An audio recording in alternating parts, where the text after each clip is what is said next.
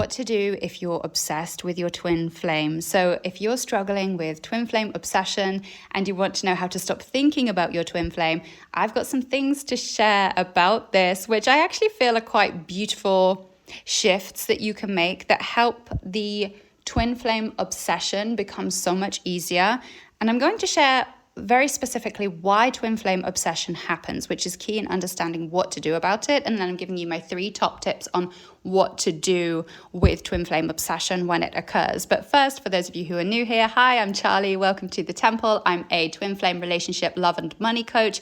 The reason I coach across all these areas is because as the mother to two daughters, it is my mission in life, or one of my missions and purposes in life, to ensure that they know they can be, do, and have anything that they desire. And those are the areas in which we've been most disempowered from and disconnected from within the matrix. So before we jump in, one of the things that you probably want to know is, why does the twin flame obsession happen in the first place? Like, what causes it? Why is it so strong in twins than in any other relationship? So in some 3D relationships, in some karmic relationships, you can have what feels like a bit of an obsessive phase at the beginning. However, with twin flames, this is the difference, this is key to understand, is that it never goes away. It's continually in action. I've got twin flames who met 40 years ago that I'm currently working with as clients. 40 years. And I would say they are probably more intense with each other and madly in love with each other now than they have ever been before. It literally does not leave. And so this is how you can tell the difference between, or one of the ways in which you could tell the difference between a twin flame dynamic and a state of limerence, where perhaps one person is infatuated or obsessed with somebody who is not reciprocating or does not reflect the same back. And also with a 3D or karmic relationship in which maybe both of you are a bit obsessive at the beginning. Like I've said before, obsession is not possession. And what you would tend to find with 3D or karmic relationships is that the obsession is very possessive. And it can be in twins as well, of course. But again, that possessiveness, after a time with your karmic partner, completely fades out. It completely flatlines.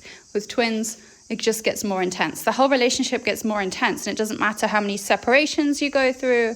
It doesn't matter how many days, months, weeks, years. Clearly, in the case of my twin flame couple who met 40 years ago, it doesn't seem to matter how long it's been. The obsession grows and grows. So why does it happen then?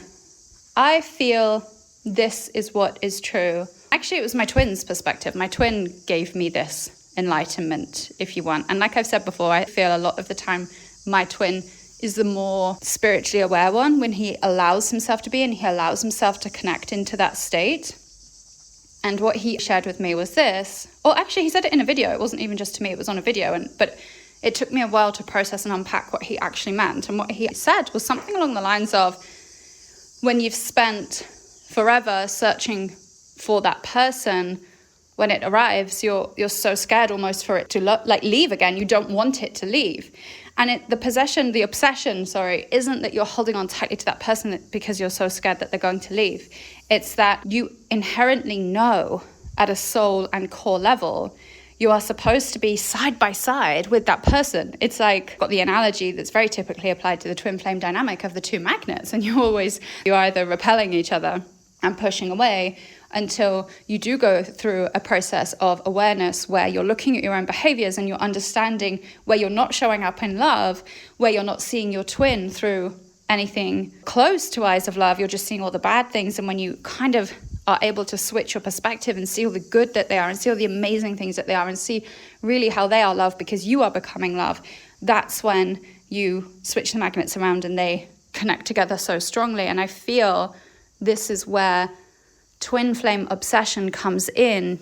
It's like you are 2 magnets that are supposed to be joined together. You are this energetic force that knows it is meant to be together. And I could explain this from kind of a quantum level, I suppose. It's that if an atom is split at source and it comes from the same thing, scientists, quantum physicists are noticing how there seems to be, and I'm going to put this in the kind of loosest, most understandable way possible, a longing or a desire in that particular atom or molecule, even though an atom or molecule can't logistically have a desire because that's a human state, but like the magnets, a natural pull towards the one that it's separated from. And not only that, and I've talked about this as well, they continue to feel and experience the feelings and experience of the other atom or molecule the entire time that they're apart from each other. It just never changes. And so I feel on a, I guess, scientific level, if you want to call it that, although I think kind of quantum physics is beyond really what we have known or come to understand about science, but if you want to put it in that way, when we're split at source, like my twin said, there's this eternal searching for, or that eternal longing to find and literally connect forever, unbreakably, with that version of you again. And so with a true twin flame, it has to be a true twin flame. And I'm really strong on that because these relationships are not 3D relationships, they're not karmic relationships, it's a true twin flame dynamic. When you have that knowing and understanding and that recognition, that soul recognition of, oh my gosh, like there you are, like I've always known. I've always known, you've always known that person exists, or not even that person exists, it's the wrong way to express it, or that expression of your soul is out there somewhere and you don't feel like you've found home until you've discovered that thing. Not that you can't be whole on your own. I think this whole concept of, oh, you can't feel home on your own if you're a twin flame, or you need to feel whole within yourself, otherwise you're kind of in this state of lack the whole time, I just think is nonsense. Like, you can still feel like a whole complete person and still feel incredibly good about yourself and still be living an amazing, incredible life and still know that there is a part of you that isn't where it's supposed to be. Of course you can, right? Of course you can. Like my twin said, you've been searching for that thing your whole life. And so of course, when you find it, and then for whatever reason, all of a sudden you don't have it, mostly because of human ego and stupidity, let's be honest, literal stupidity. When I look back at some of the things my twin and I have gone into separation over, it's like, what are you doing? Like, you've literally got a connection that is thousands of years old, and either one of us are prepared to just go, nah, I'm not going to have that because you said this one thing or you did this one thing. I'm just, what are you even doing? Like, if I was an outside, and I do say this to my clients sometimes, like, what are you even doing? What are you even thinking here? Like, we have to return to this state of seeing each other through eyes of love. It's the only way. Yeah, that's it. That's why the pull is so strong. The obsessive thinking is so strong. Your thoughts, your beliefs are reflect. Your beliefs are human conditioned. But beyond that, your soul knows. Your soul recognizes your twin flame. Your soul is literally screaming out to you. And this is why it's so painful to be in separation for both of you. Your soul is saying to you, what are you doing? Literally, what the fuck are you doing? Get yourself back on track. Get yourself back into love. Why are you seeing your twin flame as somebody who is over there? We're in separation. She's hurting me. He's blocked me. We've done it. None of it matters. Your soul is literally forcing you to obsess about them. It's forcing your mind to continually think about this person because it knows it's supposed to be with this person. And I'm not talking about within a relationship context. I'm talking about experiencing the fullness of each other in the 3D, in the physical, in, partnership, in mission, in purpose, whatever that looks like, in full support, right? Full support of one another. The love, the laughter, the peace, the joy, the happiness, the adventure, the excitement, the laughter, the stupid jokes, whatever. My twin's the best at dad jokes. Yeah, whatever it is. All of these things. Your soul is saying to you, what are you doing?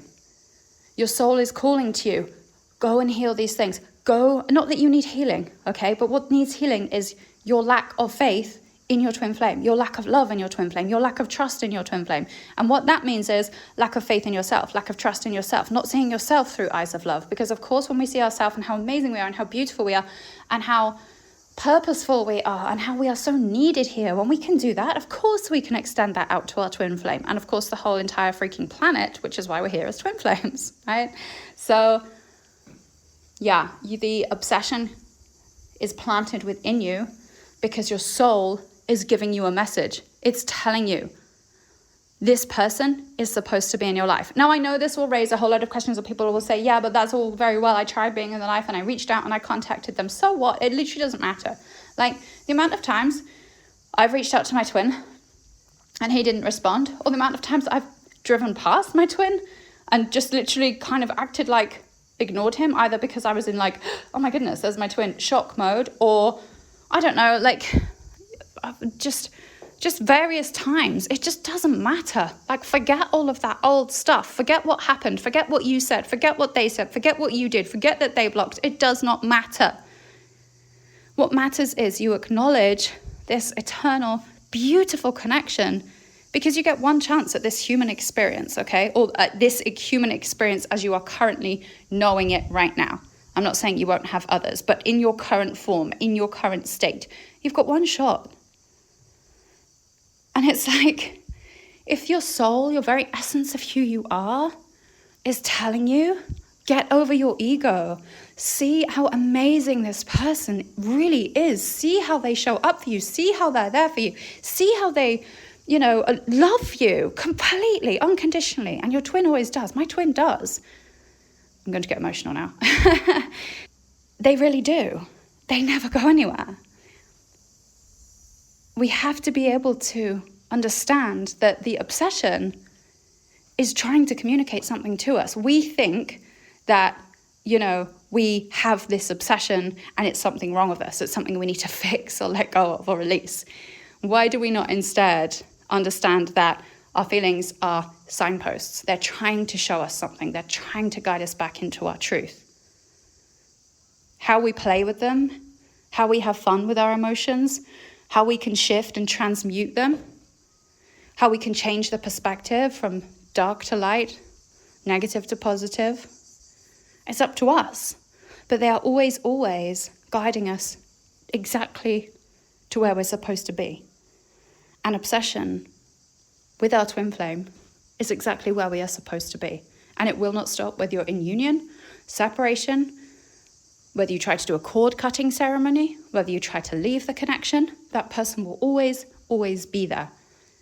So doesn't it make sense that you swallow your pride, you swallow your ego, you unblock, you reach out, you message, you arrange a meeting, you stop the car, you do whatever you need to do to allow yourselves, both of you change your beliefs, you change your thought systems, you start understanding how incredible the other person really is and how worthy and deserving of them you really are. How you'll start believing we're here together, we're here for something so much fucking bigger. We're here to do something amazing on this earth. Like I said, like I talked about, a while ago, is a couple that I know that I've worked with who are setting up this incredible bakery. Or I've got other clients who are planning to go and live off grid and build this little community. Or I've got other clients who are just so happy and blissful when they're together that everybody comments on it. Like, oh my gosh, you're the perfect couple. Because of course, twin flames are. But it's not about that. It's about understanding that this obsession is bringing you together and it is so much bigger than you. And rather seeing it as like some sort of symptom or human disease, like a mind disease that we need to treat and make go away, why don't we just lean into it? Why don't we embrace it? Why don't we say to ourselves, anything is possible and I can work with this and I can believe in it and I can honor it and I can love my twin through it and I can love myself through it and I can love my passion through it. It's not something that I need to heal or get rid of or it's bad. There's nothing bad here. So I just want to share a couple of things about twin flame obsession that I've come to understand. And those things are this. The first thing really is this. Why would you not want to be obsessed with your twin flame? So obsession is a version of passion. There are so many half-hearted, stale, toxic, or just flat out boring relationships in the world.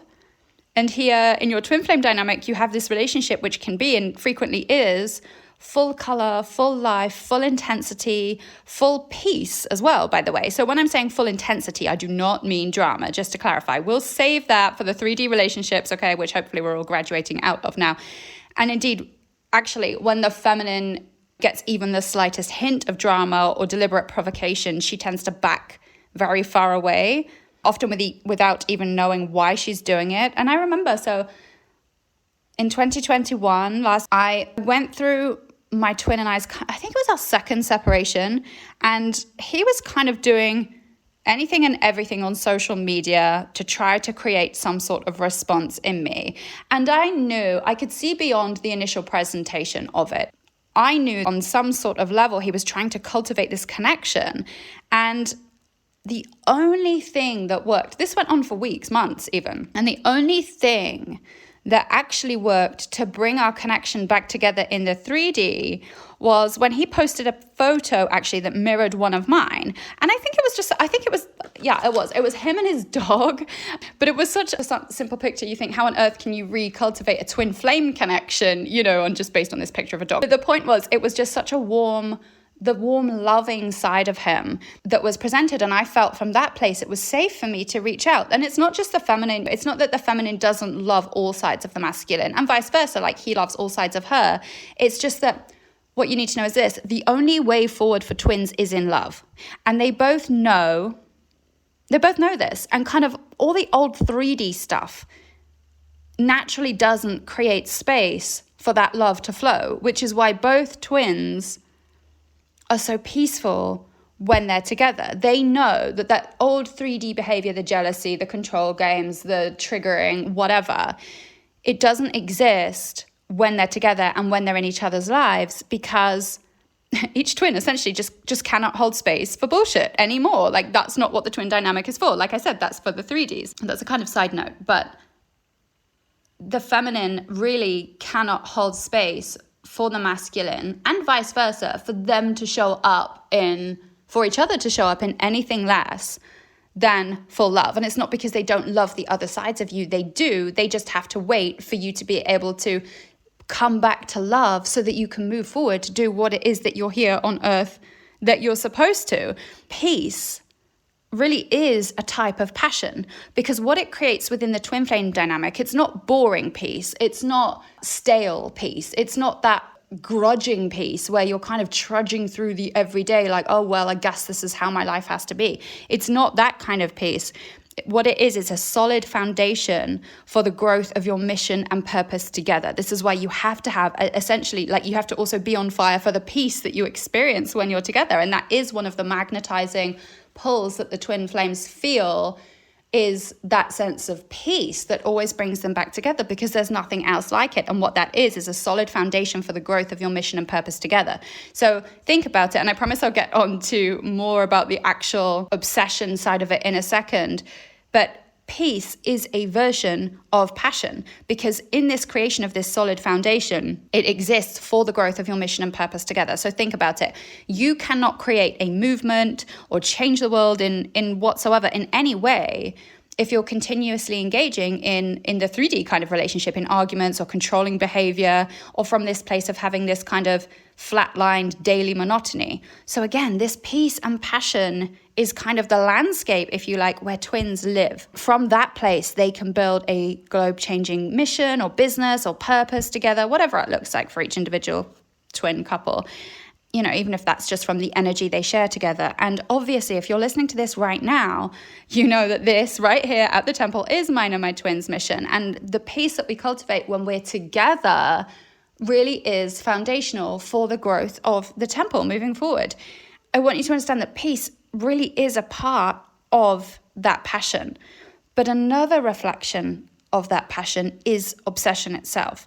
And with everything I've just mentioned, so the reflection of peace, the excitement, the full color, the energy, the vibrancy, the frequency, sex, I know a lot of you talk about this, well, with me on our one-to-one sessions anyway, for sure.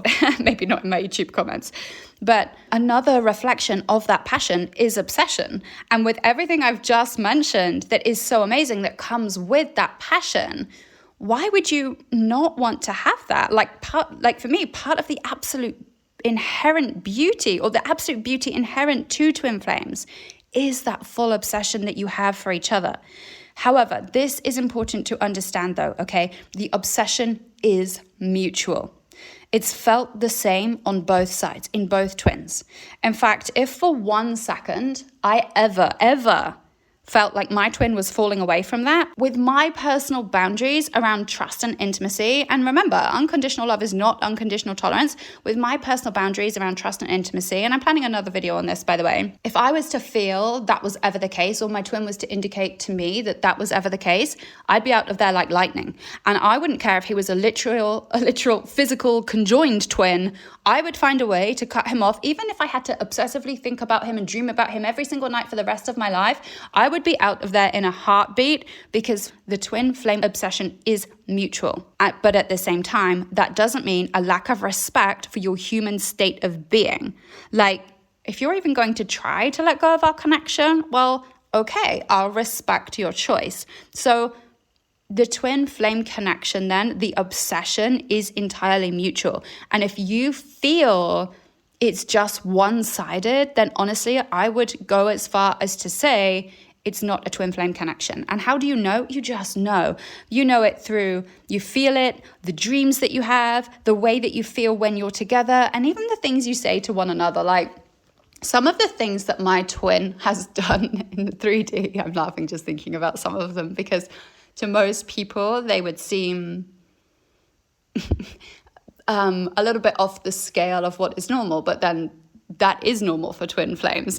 And they let you know to what extent that your twin flame is passionate about you and is obsessive over you. And it really does go both ways. And so actually, if you know you are in a twin flame dynamic because you're obsessive around the other exists, actually, how to stop the twin flame obsession is not really the question that you've been asking, really, is it? It's just not the question. The question is actually, what you're really asking is this. It's, number one, how do I stop the pain associated with thinking about my twin? That's a very different thing to how can I stop the twin flame obsession? And number two, really, is it about actually feeling powerless during separation? Or it's a reflection of your lack of faith and trust that things can or will be different, which, if you think about it, is true. Because if you were together, you most likely wouldn't be worried about it, would you? If you're in a full-blown committed union with your twin flame, you're not going to be sat there thinking, oh, I'm thinking about my twin, that feels really unhealthy. Well, it just wouldn't. It would be like you'd be thinking of them in such a happy, positive way. It wouldn't feel bad, and therefore you wouldn't need to get rid of it. My answer to this, then, there are three main things that I did to shift from the pain associated with missing my twin, and these things return me to such a positive state and put me back on the vibration of love. And that's really what you're looking for. You're looking for this feeling. You're looking to stop or remove yourself from the association of pain that you currently have with your twin flame and shift it back into feeling good. Number one, then, how did I do that? This is the first thing that I did. Every time I thought of my twin, I switched the thought into one of gratitude. So instead of thinking, oh my gosh, my twin said this, my twin did that, my twin's over there, we're in separation, are we ever going to talk to each other again? Why hasn't he contacted, blah, blah, blah. All the same things going through his head. Should I reach out? Should I not reach out? Should I block? Should I unblock? Whatever. All of these kind of negative thoughts, which maybe you have to go through. Maybe that's your choice. Maybe that's your journey. But I chose not to. In my second or third separation, did go through a lot of pain and a lot of crying and a lot of self-torture, let's say, which my twin also experienced. There's a video on that, and my twin's actually talking about it. But what I did after that was this. Every time I thought of my twin, I switched the thought into one of gratitude. So instead of saying all of those negative things, I changed it to things like, I'm so grateful to know and love such a creative soul, or such an amazing creative artist. I think what my actual thought was around that was always, oh my gosh, this person is so talented, so gifted. He's such an incredible artist. I can't wait for him to get his work out into the world. I can't wait for him to support him on that journey. I can't wait for him, for the whole world to see how amazing he is. I can't wait for him to have a place here at the temple where he can showcase his art. That was one of my key thoughts. So every time I went into this negative of, oh my gosh, he's over there painting without me. And that was a real key thing for me, because for me, his art is so reflective of who he is on the inside. And it's so beautiful and it's so powerful that, you know, in separation, there were quite a few times where I thought about his artwork. I remember thinking one day, and it makes me feel really sad now, oh my gosh, like, am I ever going to see one of his paintings again? Oh, it's going to make me cry. And what I eventually managed to switch it around to was, oh my gosh, he's such a talented, amazing artist, and I can't wait for him, like, the whole world to see how amazing he is. Like that, and even now you can see the shift in my voice. And of course, when you can shift and you understand how to transmute something from a negative, and it's not that you have to push through your feelings, or when you're ready, when you're done with crying, when you're done with the sadness, when you're done with feeling loss, you get to choose. You get to decide, actually, I can see it in this way. Like, of course I'm going to see his artwork again. Like, he loves that I love his artwork so much. He loves that I think he's so visionary and gifted. Like, I can't wait to support him on his journey. That is going to be a much better feeling for you to access than staying in the other one, which doesn't feel so good, which is why you're asking the question, how do I get rid of these thoughts? You don't want to get rid of thoughts that feel positive, that feel uplifting, that feel good, that come from a place of love, because you're love. You don't want to get rid of those thoughts. So when you learn to transmute them, and there's no way of doing it, you just decide one day, I'm sick of being in this state of being. In fact, I'm done with that version of me. Actually, I want to realign myself back to love. That is when you start to decide, okay, well, how can I see this negative thing or this negative experience or this negative thought in a different way? It's all just a choice. A thought is just a thought until you put what it means onto it. So you can choose whether to make that thought, my twin's painting being the thought, my twin is an artist being the thought. I can choose to make that, oh my gosh, this is so sad and I'm going to see his artwork again. Oh my goodness, he's doing all of that beautiful artwork over there without me. I'm not a part of it anymore. Like, he doesn't even care that I'm not seeing his artwork too. Oh my gosh, like, I'm so glad that such an amazing creative soul exists in this planet and in my life. And I've met with him and he has this amazing creative energy. And I can't wait for him, even if I'm not a part of it in his life, for him to touch and move people with his artwork. Like, I think that's the most incredible thing. And you can even hear, I know you can, I can feel it when I'm saying it. You can hear the difference in my voice. So every time you have a negative thought about your twin, I want you to play with it, sit and, see if you can shift that into a positive. And it might hurt to start with. It might make you feel even worse to begin with, where you think, actually, that makes me feel even worse because it's just reminding me of what I'm missing. But you have to remember, twins are always together. Twins are always joined in one way or another. You share a chakra system. They think the same way as you do. Now, do you want them to sit in misery and pain? Or do you want them to feel the vibration of that energy where you're so proud of them, where you're so happy for them, regardless of whether your physical presence is in their life or not? Like, you can really return to a love frequency that they can feel. Like, don't you want your twin surrounded by that? I did. Like, I really did. I'm quite sure some of the time my twin wishes that I was miserable.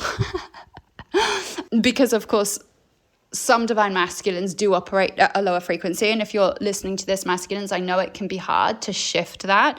But ultimately, this is what your feminine is calling you into. So again, it's the same for you. When you have negative thoughts about your feminine, you're really being called into out of the mistrust of the feminine that the masculine has developed, and vice versa.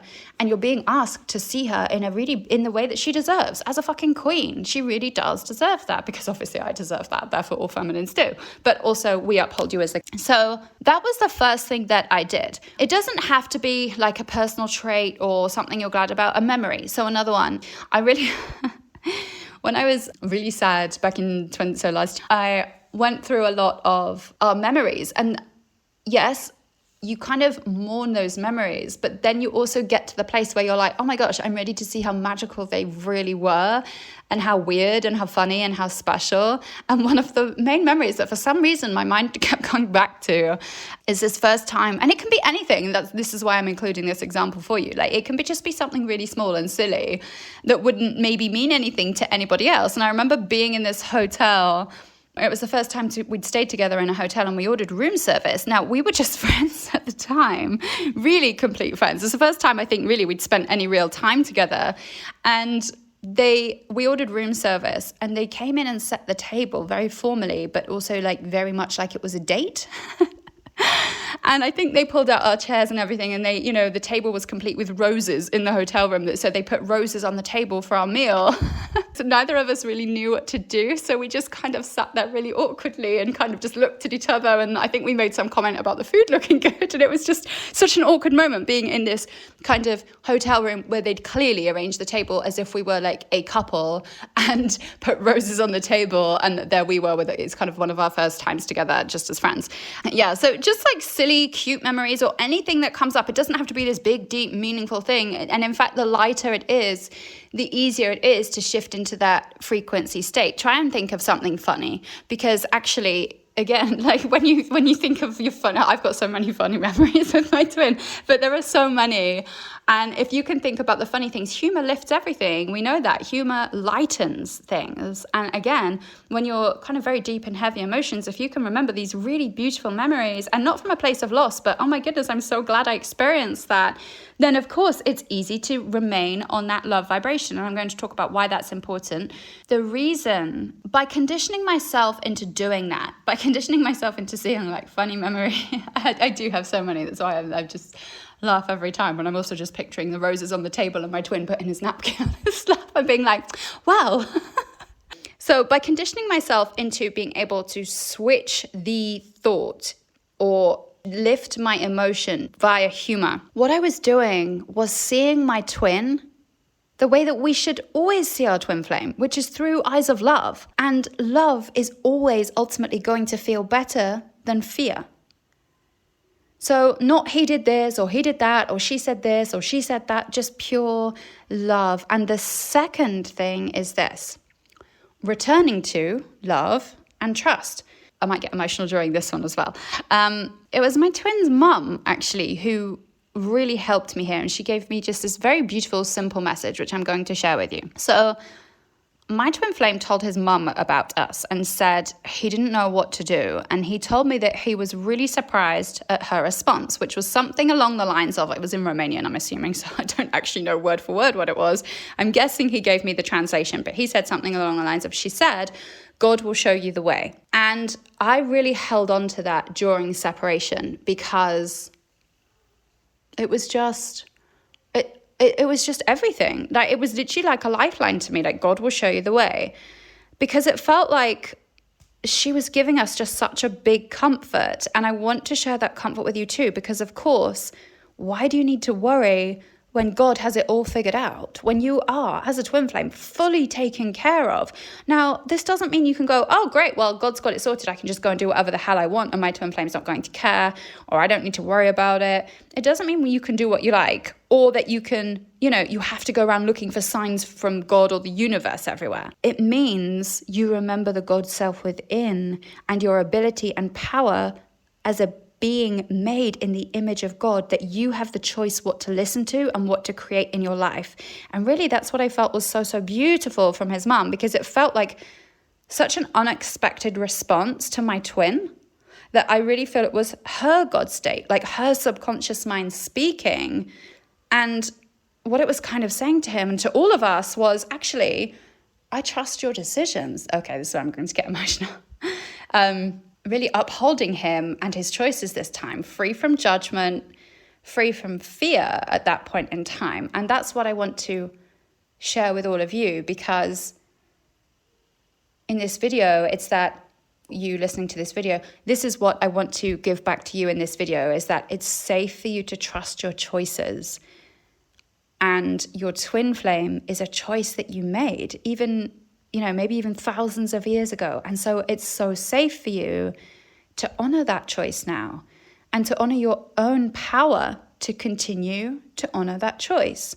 And when you do, and you can approach your choice from a place of love rather than the ego, you'll be so surprised at the support that shows up for you. So the mutual obsession is something for you to lean into rather than avoid.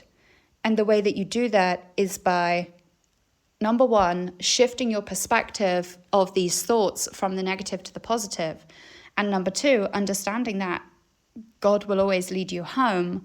And this has nothing to do with kind of God, the religious God, or, the Christian God or whatever. This is really, although it can be that, right? Universe, God, state, God, whatever you want to call it, is you are made in God's image. You are made in God's likeness. You are that God state, and therefore you have the choice. And like my twin's mum said, that inner knowing will always guide you the right way. It's our job to listen to it. What I wanted to share with you then is that the mutual obsession here, because of those two things, can become something to lean into rather than avoid. And the third thing, the final thing, is this: lean into trusting your twin flame. So I had a client join with me a while ago, and I'm laughing because her result was so fast. And her twin flame contacted her just 3 days after signing up. So this was after a 6-month separation, which was the longest they'd been in separation for. They had separated before, but this was the longest time. And I said to her the other day, you know that the reason he contacted you so fast after signing up was because there was absolutely zero doubt in your mind when you signed up that he would. So when she signed up with me and we had our first call, she said to me, oh, I know he's coming back. He always does. And it was just, most people sign up with me because they are trying to get their twin back. They believe their twin is over there. They believe their twin is separate from them. They're, you're almost desperate. And I understand it. You're almost desperate to get that person back in your life somehow. She wasn't. She just signed up and said, oh, I know he's going to be in contact soon. There it was, 3 days later. And I said to her, it was because there was absolutely zero doubt in your mind. And this is when I see most people get results. And even in my own twin flame dynamic, change happens the fastest when we completely trust in them, and vice versa, because of course they trust in you. And being scared to be obsessed is really about being scared you can't have what you want. And of course, if you can't trust your twin, then your twin will stay away, because being your twin, they feel that, and then you end up in this cycle of fear and fearful obsession. So in order to break that cycle, you have to shift how you see your twin, you shift your trust in them completely, and then watch the magic unfold. God literally shows you the way. And you will be joined together exactly as twin flames are meant to be, in full passion in every single area. So I just want to summarize that quickly. First of all, obsession is incredibly beautiful. There is nothing wrong with obsession. It goes wrong when we decide or discover or believe that it has to hurt us. It has to be painful in some way. So we want the pain to stop. It's not we want the obsession, the passion to stop. We want the pain to stop. The way that you do that is by transmuting the pain into something beautiful. So instead of seeing your twin as away from you, or as something that did something to you or said something to you or continues to hurt you, no matter how hard it is, you transmute that pain, or like my twin flame says, transmute that pain into power by learning how to see them through the eyes of love, through your God state. And the second thing is listening to the God state within when it tells you, you can have this, you created this, you were made for this, with no judgment. And from there, God will always show you the way. This is when you will receive the signs. This is when you will know exactly what to do. Because, and the third thing, you start to trust your twin. Divine feminines, you start to trust that your twin flame will show up. You start to trust that they will make contact in the 3D. Even if you're blocked to high heaven, doesn't matter. You have to overcome that 3D mistrust. Oh, he's blocked me, she's blocked me, he doesn't want to speak to me. He told me 3,000 years ago he never wants to speak to me again. I'm pretty sure 3,000 years ago it was me telling my twin that, actually. But anyway, you see beyond that and you move into that place of trust of divine feminines. My masculine knows what to do in the 3D. He's just waiting for me to trust that he will. And divine masculines, you move into that place of trust that your feminine is someone you can trust. She is always upholding you. She is always seeing the best in you. She is always believing in this connection. She's always supporting this connection. When you're both doing this, you're moving back into this place of love and trust. And it only takes one of you, by the way, right? Twins feel the other one. And so when you move back into that place of ultimate trust in your twin flame, you start to watch the magic unfold. God will show you the way. Divine masculines, you will know what to do, how to contact, how to reach out, when to reach out. When you come into that place of being able to see your feminine through eyes of love. Feminine, you will know exactly how to respond to your masculine from a place of receivership, from being in your soft, welcoming, open, feminine state, from releasing ego when you see your masculine as somebody who is always trying to contact you, who is always there for you, who always wants to support you, is amazing in whatever capacity that is. You'll know what to do. And this is when you can essentially be happy to be passionate and obsessive about your twin flame, just like they are about you.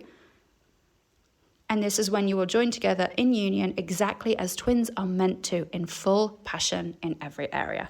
That's what I wanted to share with you today. I hope this has been useful. If it has, please leave a like, share. I'll talk to you all soon.